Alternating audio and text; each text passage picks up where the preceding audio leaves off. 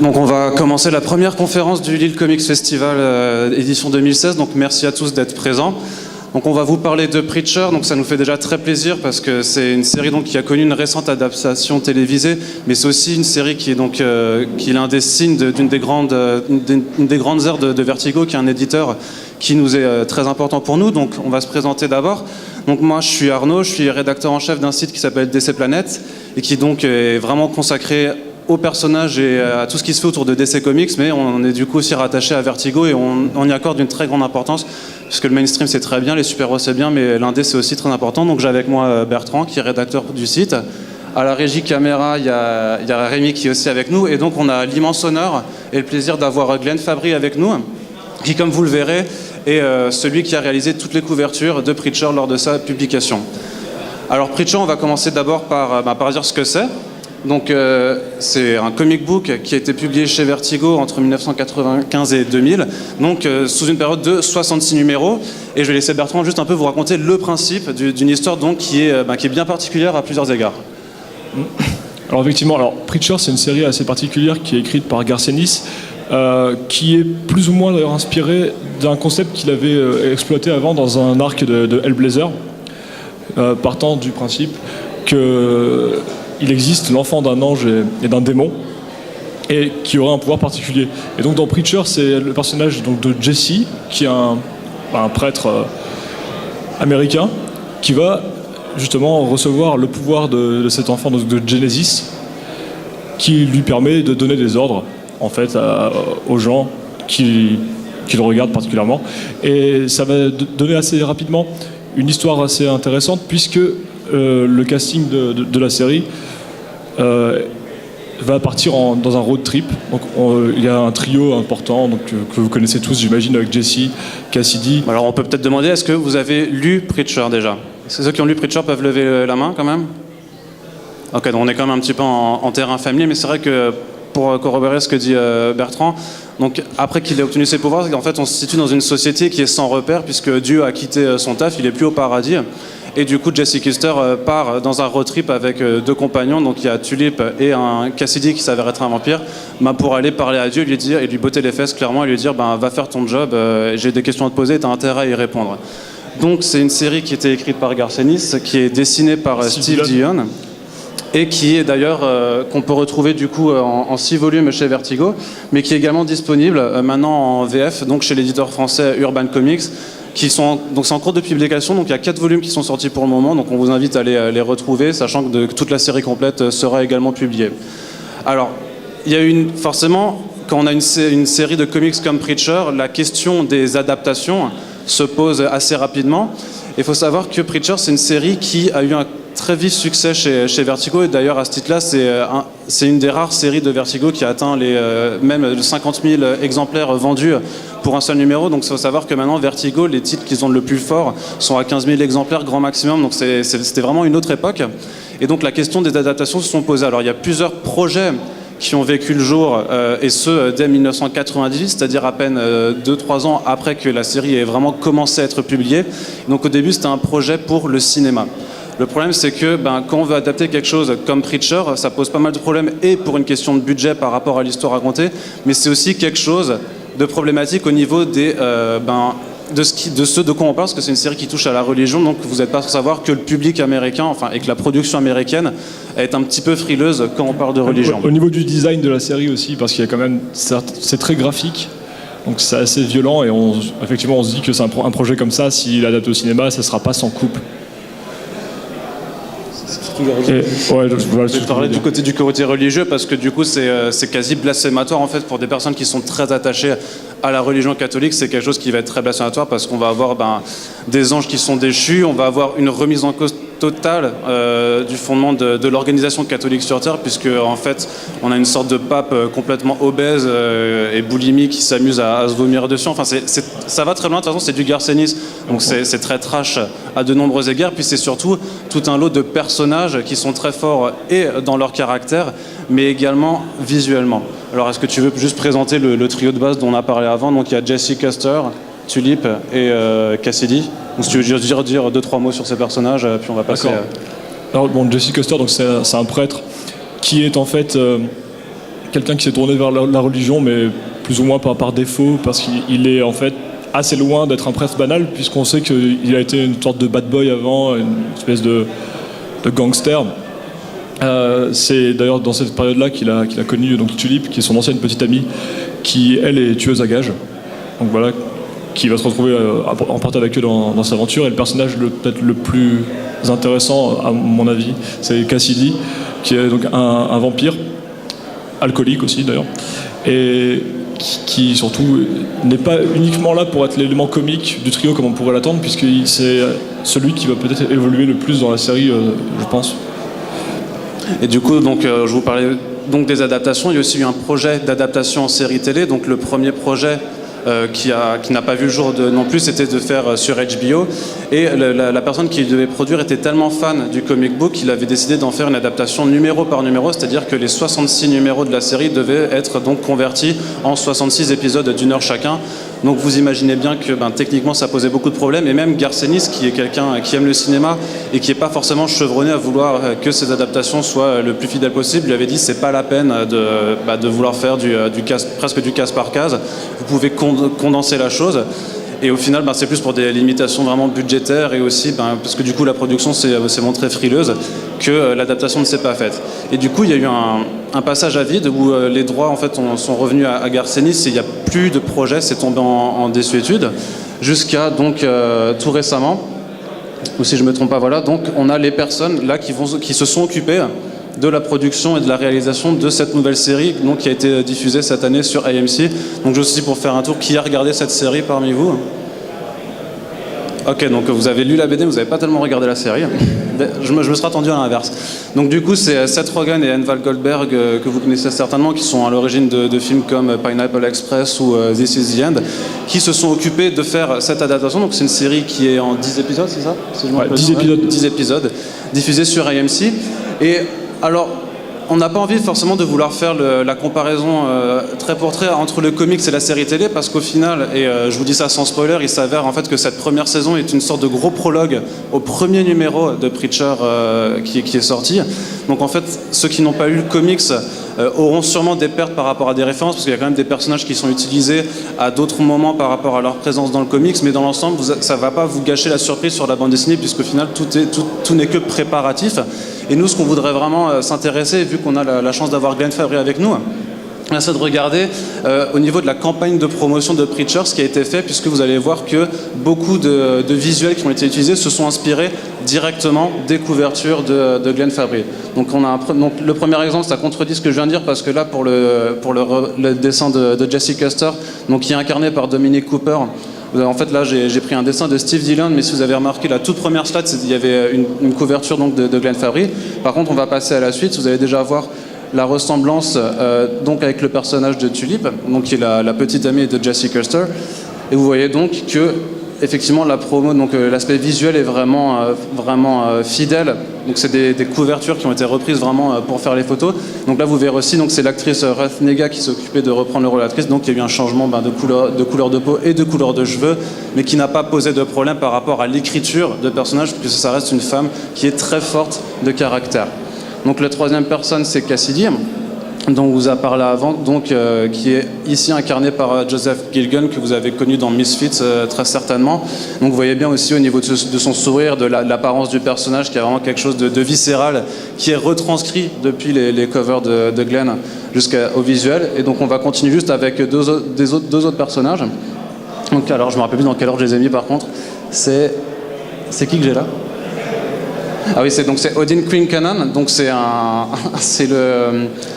Alors dans les comics, il apparaît vachement tard, là ils l'ont mis dans la première saison, et j'aime beaucoup vraiment cette couverture, parce que je trouve, et on va en discuter du coup avec l'artiste en prenant, que Glenn, dans les couvertures qu'il a faites et par rapport au dessin de Steve Dillon, il met l'emphase vraiment sur la laideur profonde des personnages, et pas seulement d'un point de vue physique, mais parce que c'est des personnages, quand vous lirez la BD, qui sont proprement odieux, qui sont pervers, enfin c'est des êtres humains qui sont vraiment détestables, Et en faisant ses peintures, ses couvertures, c'est vraiment quelque chose qui transparaît. Et plus que la laideur physique, vous voyez bien comment il tient cette saucisse de façon vraiment très perverse.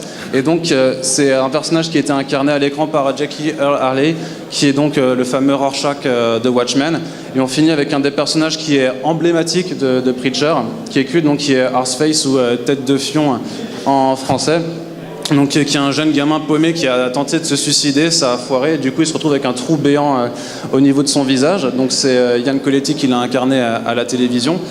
Et donc vous voyez par contre que là, au niveau de l'adaptation télévisée, ils sont allés quand même plutôt soft, parce que sinon Arseface c'est quand même un personnage en fait. Beaucoup de gens, quand ils le voient dans la BD, se mettent à vomir tellement il est horrible à voir. Et ça se voit particulièrement sur cette couverture. Et c'est quelque chose qui vous ont voulu garder un petit peu soft pour l'adaptation télévisée, sachant qu'ils sont quand même allés mettre ses défauts de prononciation. Il y a des sous-titres tout le temps parce qu'il n'arrive pas à s'exprimer correctement. Du coup, maintenant, on a un peu présenté toute la chose. C'est quand même le moment de faire parler Glenn Fabry. Est-ce que vous comprenez tous l'anglais ou est-ce qu'il y aura besoin de faire de la traduction aussi? Juste... Ouais, ça a l'air d'être bon. Au pire, sinon, vous levez la main, vous nous arrêtez pour expliquer. Donc, en premier lieu, je voudrais bien qu'on revienne un peu sur la genèse de Preacher et voir comment Garth Ennis est venu vers lui. So, Glenn, we would like to go back to the genesis of Preacher, the comic books, and we would like to know how did Garth Ennis come to you, and did he present you the project? How did it start for you? I was doing... Oh, d'accord. Je ne parle français. So, sorry. They said they would understand what you're saying. Yeah. Okay. Well, I did about 25 to 30 covers of this sort of comic called Hellblazer, and Garth and Steve were doing a run on it. You know, sort of Garth was writing it, Steve was drawing it, and I'd met up with them like a few times at conventions, or sort of gone over to Ireland and stayed at Garth's house, and sort of gotten really well with them. And they were coming to the end of their run on Hellblazer, and they said, the next thing we're going to do might be a bit of a risk. It's a project that's creator-owned, we're calling it Preacher, and we wanted to know whether or not you'd come and do the covers. Because I was like friendly with them, and I was like, yeah, sure. You know. So, you know... So it was just in direct continuity with what you were doing before? It was just because we got on well. You know, that was sort of pretty much it. And, I mean, the first kind of pictures that I saw that Steve kind of came through with, there's like this guy with an arse for a face, and this bloke walking around with white jeans and a perm. And I was going, oh, what have I done? What have I done? But, you know, it sort of really turned out well. I mean... You know, Garth is a very good writer. It was very kind of funny, and it's a bit weird to think that it's been going on for over 20 years now. Yeah. I mean, I did a signing in sort of Spain in February, and there were people coming up asking me to sign the comic. They weren't even born when it first came out. So, you know. Donc, si jamais vous n'avez pas tout suivi, donc il a travaillé directement avec Garth Ennis et Steve Dillon, puisqu'il était déjà en train de bosser sur Hellblazer, sur un run très fameux d'ailleurs de la série, qui est aussi édité chez Urban Comics, placement de produits. Et en fait, c'est juste qu'ils s'entendaient déjà très bien, ils travaillaient ensemble, et donc Garth est venu vers lui, il lui a dit on a un autre projet à te proposer qui est un peu plus sensible, mais est-ce que ça te dirait de bosser avec nous? Et il a dit oui, effectivement, il s'est mis d'accord. Et c'est que quand il a commencé à voir les sketchs de Steve Dillon, notamment pour ce fameux personnage qui a un trou du cul au lieu du visage, quand il a commencé quand même à se dire mon Dieu, mais qu'est-ce qu'on a fait, c'est un peu particulier. Et ce qui l'impressionne du coup, c'est que c'était il y a 20 ans, c'était donc 96, donc c'était vraiment il y a 20 ans, et maintenant il voit encore dans les conventions récentes des personnes qui viennent lui demander des dessins, des signatures sur Preacher, alors que c'est des personnes qui étaient même pas nées du coup quand il avait commencé à faire ce comic book. So, donc là, je voudrais un peu voir d'un point de vue technique. Est-ce que vous avez donc travaillé avec Steve Dillon pour le design des personnages? So, did you work together with Steve Dillon for the character design, or was it all his ideas and you just had to draw what he was doing? The only character that I designed for all of the Preacher program, all of the Preacher sort of comic book, was the dog. That's the only one I designed, because Steve isn't very good at drawing dogs. He admits it. Voilà, donc c'est pas lui qui a fait les designs, il a repris tout de Steve Dillon. Mais y a quand même donc quelque chose dans vos couvertures que j'expliquais avant, mais je pense que j'étais allé trop vite, c'est que vous mettez beaucoup d'attachement à la laideur des personnages. So when you are drawing the characters, because a lot of your covers are just portraits of the preacher characters, and you are really, I think, putting the emphasis on the ugliness of the bad characters. So was it really on purpose that you really want to almost disgust people for looking at your covers? Because there are some fantastic ones with Queen Canaan or Arseface. So how did you do to put such ugliness in these characters? I'll tell you how I did Arseface. I drew that. Donc ça, c'est comme ça qu'ils faisaient That was my reference tête de for Fion. Arseface. Yeah. And, you know, I looked at myself in the mirror, obviously. You know, I think the thing that I sort of end up doing, I mean, my stuff is like kind of cartoons, really. So I'm kind of exaggerating sort of everything as much as I can. You know, I don't work from photos, don't, you know, sort of use reference, kind of like that. I'm just trying Travailler to... avec des supports visuels comme des photos pour faire cette couverture. Yeah, so, you know, I'm just trying to do cartoons but make them as realistic looking as I can. So in cartoons, the uglier you can make something, the better. And, you know, same thing, the prettier you can make something, the better. You know, so. Donc, t'es pas obligé de faire quelque chose de forcément réaliste non plus pour ces couvertures. Et du coup, par rapport à l'adaptation de Preacher, est-ce que la production est venue vous contacter? Parce qu'on sait que que Garth Ennis et Steve Jones sont producteurs exécutifs, mais est-ce que vous avez été impliqué dans le processus créatif? So, were you involved in the creative process for the TV adaptation? Because we know that Garth and Steve are executive producers, and did they come in contact with you for the production? They got in contact with me, I suppose, about 8 months ago. And, you know, first of all, they sort of said, we really like your covers and all of that kind of thing. Oh, okay, well, good. What we were going to do is try and use the images from the covers in the television programme. I think they're called, what was it? Like a Christmas presents, you know, like some sort of... There's an expression that they use, I don't know.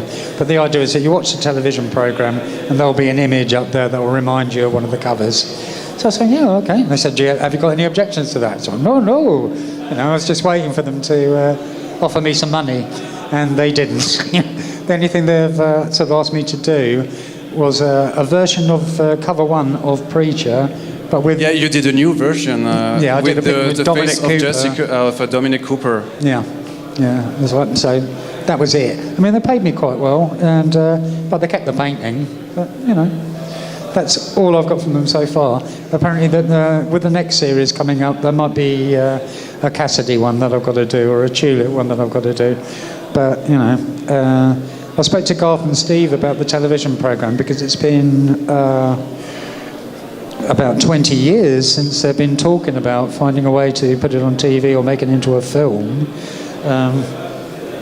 And Garth's been doing very well out of people not making television programmes or films out of Preacher, because they see that it's doing very well in the world of comics, and then they get in contact and they ask for, you know, a degree of the rights to it so they can make a film or a television programme.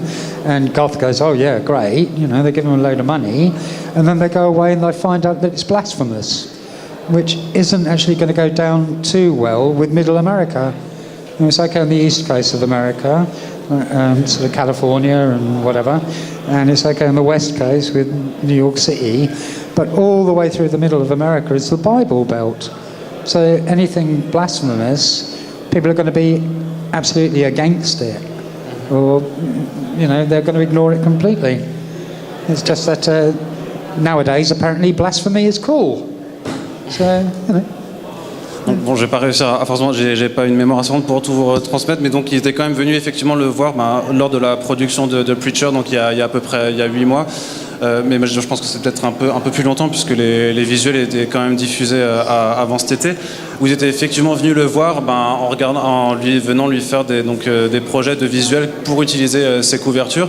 Et ce qui est intéressant à voir, c'est que suite au lancement de la série, Vertigo a décidé de rééditer un numéro 1 de Preacher pour lequel en fait Glenn a refait la couverture originale du numéro 1, mais en modifiant le visage de Jesse Custer pour qu'il prenne l'apparence de l'acteur Dominic Cooper qu'il avait vu.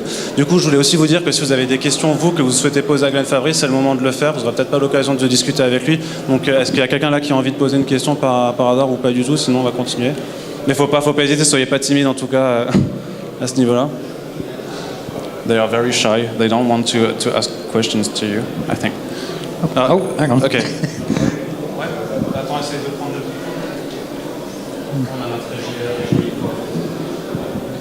Alors oui, j'ai une question. Quel était le personnage le plus dur à dessiner? Which character was the most difficult to draw for you? Which character was the most difficult to draw for you on your covers? Just trying to think.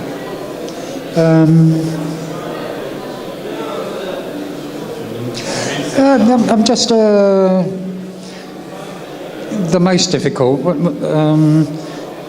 There was a kind of a strange vampire woman that lived in a swamp. It wasn't particularly difficult to do any more than any of the other things, but it was a really, really bad cover. So I suppose that one.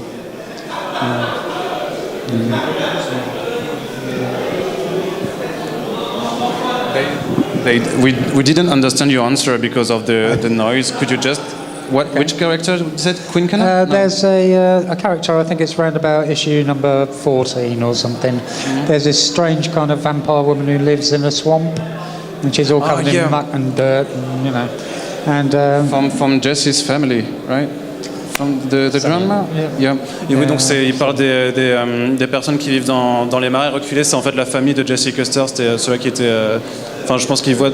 Oui, il reprend un tableau qui est très connu de la famille américaine. C'est un tableau qui est très connu et en fait, il en fait une parodie avec ces personnages. Et du coup, Glenn, have you watched the TV series and what did you think about it?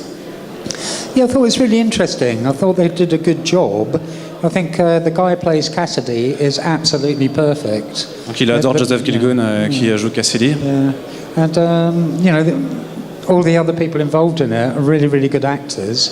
I also know that sort of Garth had control over the script. So they're right up because the whole first series of Preacher is like a preview. Okay, it's a prelim type thing. The very last frame of the first series of Preacher is the first frame in the comic book.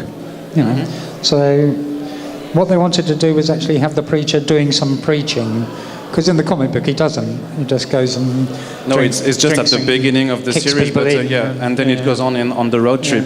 So they needed to show a little bit of him being religious for a while. Donc il a apprécié que Garcenis avait un contrôle créatif surtout sur les scripts des épisodes et notamment ce qu'il aime bien c'est le côté prélude donc de la série télé au comic book parce que notamment ça permet de voir Jesse Custer dans sa fonction de prêtre en train de prêcher alors que c'est quelque chose que dans le comics on le voit pas faire du tout, on va le faire dans le premier numéro puis après on part directement dans le road trip et là ça permet donc de poser les choses mieux et de mieux installer les personnages. All of that stuff was, sort of pretty much their kind of idea, but they're following the idea about the characters and what the sort of situations are going to end up being. And whenever they finish the script, they give it to Garth, and he'd go through it and edit it. Take some things out, and they would do whatever he said. And this is what he told me. That Donc Garth lui a dit qu'il pouvait. It's all his fault. Il pouvait rajouter des choses dans les scripts et qu'après il demandait si ça allait effectivement avec Seth Rogen et toute la projection. De toute façon, à chaque fois les gens étaient OK pour laisser faire ces modifications. Donc, en tout cas, c'est ce que Garth lui a raconté. Donc, c'est apparemment quelque chose qui s'est fait très bien avec une certaine liberté créative. And that's all you have to say about the TV show. You watched it in entirety? Yeah. They sort of sent me the first few episodes with a warning. because they wanted me to do like a kind of painting and sort of a couple of drawings for it, and they like sort of basically said, if you share this with anybody on the computer, we're going to sue you for $1 million. Donc ils lui avaient passé les 5 premiers épisodes, ils lui ont dit si tu les partages, ben, on te fera un procès à plusieurs millions de dollars. So, Donc il n'a pas dû les so I watched the partager. first few episodes. I thought, yeah, it's okay. But they've been talking about making it for ages. All sorts of people were kind of involved in it.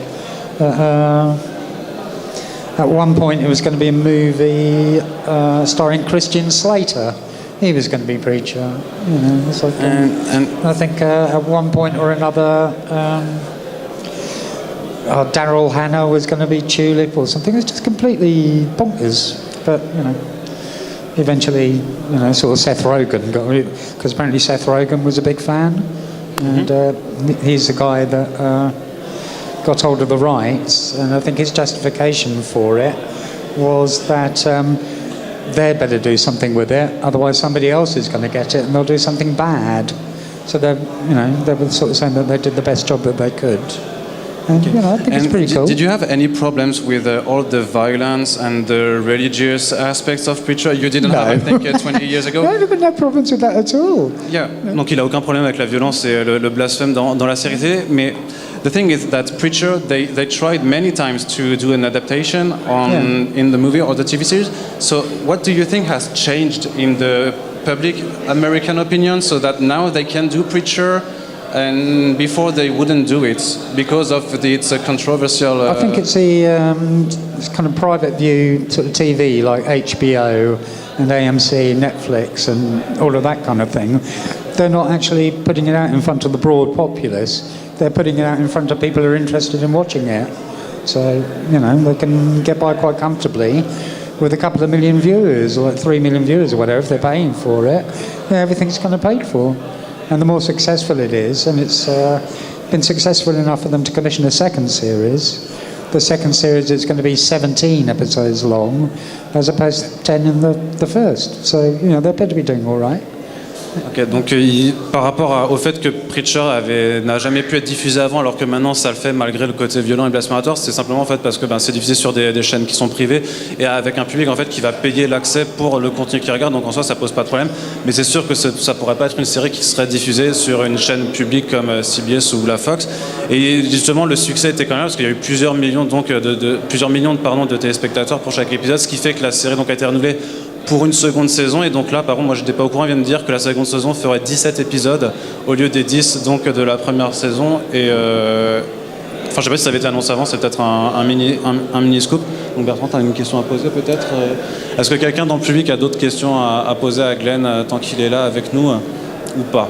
Il faut vraiment pas être timide, vous avez la chance de discuter avec un artiste impliqué dans son travail, donc non, vous êtes vraiment timide. Du coup, je sais pas quelle heure il est du coup non plus. Faut voir si on attend. Attends, il y a Marty. We have the guy. He loves to ask question. Ouais, c'est quoi? Okay, so there are lots of changes in the TV series compared to the comic books. So what is the one you prefer the most? What's something that was really different from the comic books and that you really, really liked? I was more kind of confused by the changes that they made, like having sort of Cassidy and Tulip have a kind of semi-romantic involvement at kind of one point, and also all the bit with Odin Quincannon kind of getting sort of killed off in the comic. It's about 3/4 of the way through before he kind of shows up. So But you kind of enjoyed these changes? Yeah, well, I or thought maybe they you did- would have liked Quincannon to appear later on? They did a pretty good job, but it wasn't like Robert Rodriguez doing Sin City, where he's just taken every frame from the comic and put it up on the screen. If somebody's going to be adapting something, then there are going to be changes. I think they've basically got the spirit of the comic right. And I think it sort of works out well from that point of view. I think they got the characters right, and I think that's the most important thing, really. Donc ce qui l'a le plus marqué, c'était notamment le fait qu'il commence déjà à mettre des implications romantiques entre Cassidy et Tulip, parce que ça a pas, enfin je vais pas dire quand ça apparaît, mais c'est des éléments qui sont pas forcément présents au début, parce que Tulip c'est vraiment censé être la petite amie de Jesse Custer, et aussi le fait que Odin Quincannon, qui est donc le mec qui aime s'enduire de saucisses, apparaisse très tôt dans la série comparé aux comics, mais pour lui c'est un peu le même point de vue que Garcenis, puisque pour lui, il y a une adaptation, ça peut se faire avec des compromis, et il n'y a pas besoin que ce soit comme, donc l'exemple qu'il cite, c'est Sin City, où c'est vraiment du case par case, on reprend tous les éléments de la BD, on les retranspose vraiment à l'écran, et l'important vraiment pour lui, c'est que l'essence même des personnages soit bien retranscrite à la télévision, et c'est ce qui s'est passé avec Preacher.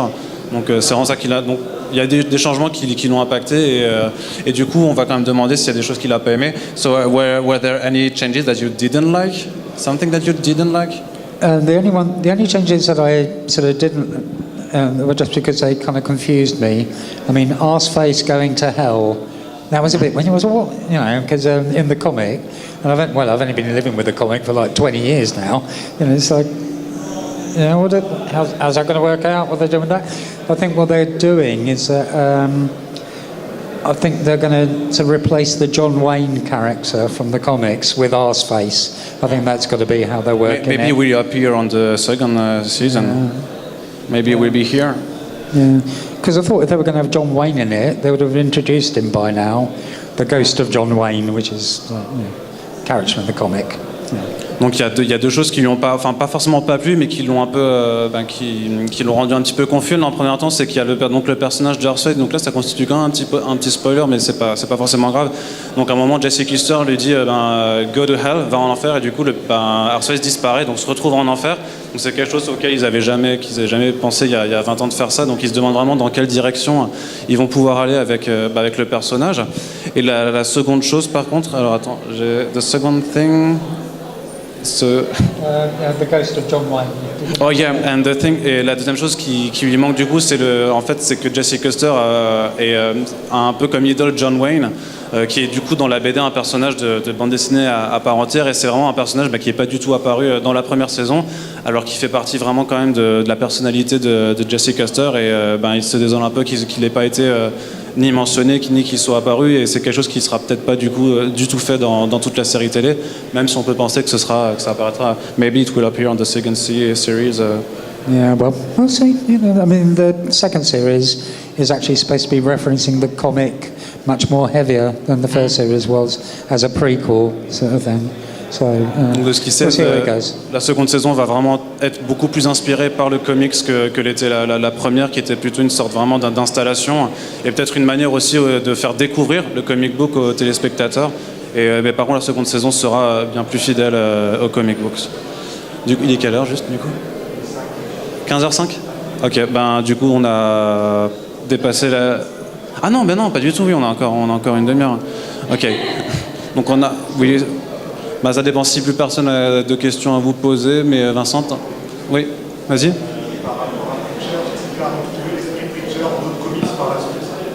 Okay, so Preacher has a very, it has an instance, a spirit that you don't find in every comic book. So is there any comic book after Preacher in which you find that kind of spirit? Are you reading a lot of comic books? Because sometimes it's really hard for artists to read. Back when I was working for DC Vertigo, there used to be on what they call the comps list, which meant that every month they'd send me every single comic or book that they kind of printed. Just like, But they stopped doing that since I stopped working for them. And, donc avant, quand ils travaillaient pour Vertigo, ils recevaient tous les mois... They don't send me the comics anymore, and I never get out, apart from, obviously, to come to Fabulous Eel. And mostly I'm just sort of indoors. At the moment I'm working on a book called Mute with Duncan Jones, which is a graphic novel that should be out next year. And that's kind of keeping me occupied. So I hardly ever go out and sort of buy comics or see anybody's stuff, because nobody's sending them to me. It's just... even at a convention like this, I'm just behind the table most of the time. So it's quite rare for me to get out and have a look around and see what's available. All I know is that what I have seen everybody is too good. You know, they're too good for me. I want them to be worse, so I can look a little bit better in comparison. But, you know, the standard of drawing and writing and everything in comics has really gone up.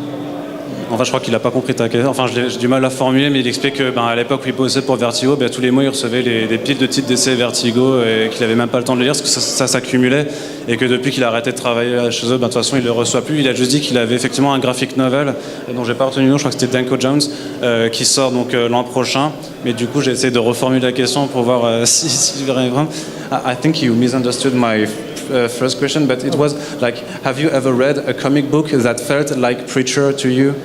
Oh God, I suppose something with a similar kind of feel. I mean, you generally get them from Grant Morrison, you know, that his kind of stuff.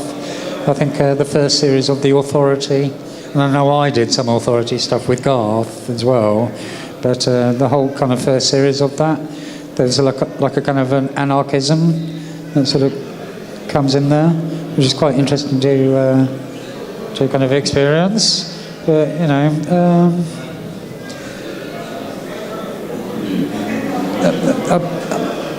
I think the spirit of Preacher really is like sort of Garth's writing. So, you know, it just has this... D'ailleurs, il vient de citer God's Not Dead de Hickman, il me semble, c'est ça. Donc c'est un peu dans tout ce qui, de toute façon, d'autres travaux, et donc il cite d'autres travaux de Garcenis, c'est toujours ce qu'il aime retrouver, c'est une sorte d'anarchisme en fait dans les comic books qu'il lit, c'est vraiment ça qu'il recherche. Du coup, tu disais que tu avais une deuxième question encore à poser.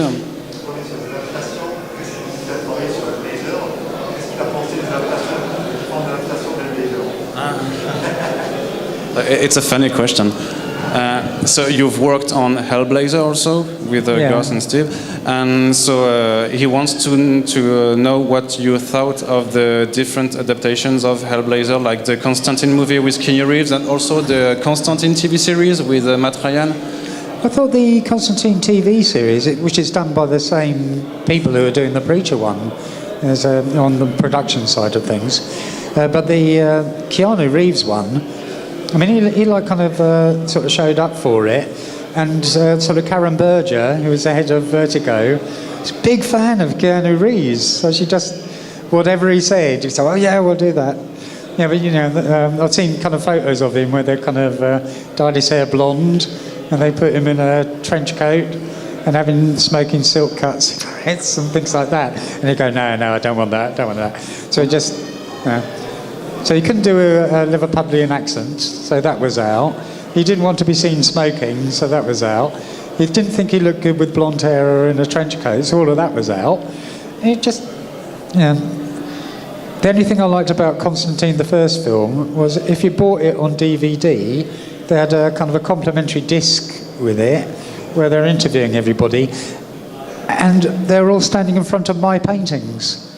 And I didn't get any kind of credit or anything like that. It's just, you know, but they're my paintings, you know, up behind Keanu, you know. But no money, no recognition, nothing. So. Donc il a rien contre la série télé Constantine, pour qu'apparemment en termes de production était d'ailleurs organisé par les mêmes personnes que qui sont occupées de la production de Preacher. Et pour le film, en fait, ce qui l'amuse beaucoup, c'est que en fait, les gens ont juste pas compris l'essence du personnage de Constantine, puisque par rapport à toutes ses caractéristiques, donc le fait qu'il soit blond, le fait qu'il porte le trench coat et qu'il fume, à chaque fois qu'on disait à Keanu Reeves, faudrait que tu sois blond, il fait non, je veux pas ça. Faudrait que tu fumes à l'écran, non, je veux pas faire ça non plus. Faut que tu portes le trench coat, non, je vais pas le porter. Et au final, c'est des choses qui se retrouvent vraiment, en tout cas dans les bonus des DVD de Constantine, où tu as les interviews avec les personnes qui sont occupées du film et qui expliquent qu'au final, ils ont fait un film Constantine sans prendre en compte le personnage de Constantine. Donc c'est un peu les problèmes qui se retrouvent à plusieurs égards. And you didn't watch the TV series, did you? Yeah, I did. Yeah, of course I did. All the 13 episodes? I thought the guy playing it did a pretty spot-on job. I mean, he looked exactly right. He sounded exactly right. I don't think the series sort of was a big hit at all. But apparently he is coming back as Constantine in, you know, DC television series. Yeah, he's like guesting The Flash in and Supergirl and whatever. He's guesting in Arrow. In what? Arrow. Arrow. Oh, right. Arrow. Arrow. On my accent. Arrow. So you didn't have anything against it? Well, no, I mean, Like, did it felt really like the I Hellblazer to you? think the main problems with that series is it actually got better in the last few episodes, and they should have made more of an effort to make it good in the first few. That people should give it some attention, you know. It's like, but it did actually improve, and by the time it improved, nobody was watching it. So, you know. Donc, ce qu'il reproche surtout, c'est que les épisodes se ressemblaient tous les uns après les autres, surtout dans la deuxième partie de saison. De toute façon, il y a eu une annulation qui montrait bien que la série, en termes de qualité, n'était pas destinée à continuer. Par contre, du coup, vu que tu parlais de Hellblazer, ce qui peut être intéressant aussi, c'est de savoir ce qu'il pense du fait d'avoir transposé John Constantine de chez Vertigo à DC Comics. Après, je sais pas s'il a lu les comics, mais c'est... You know that Vertigo, they moved John Constantine and Hellblazer to DC Comics to integrate it in the whole DC universe. Did you follow the changes of the titles? Like, did you read the Constantine in the New 52 era? No, the last stuff I read, John Constantine, was